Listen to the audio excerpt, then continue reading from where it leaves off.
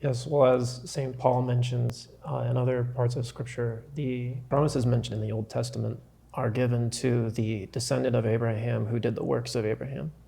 And it's a reference also to what Christ said to the Pharisees while he was on earth, making a big deal about being the children of Abraham, but you do the works of your father, the devil, which is this, it establishes this idea that your father, from a spiritual sense, is the person you emulate. Well, he also says in Galatians, Israel of God. Right. That again, it's not telling us exactly what the Jews are believing and what they're practicing, but this transition of the peoples of God. And as we talked about lineage and blood. Maybe you're not a Jew, but you have those descendants. The same thing happens in the church.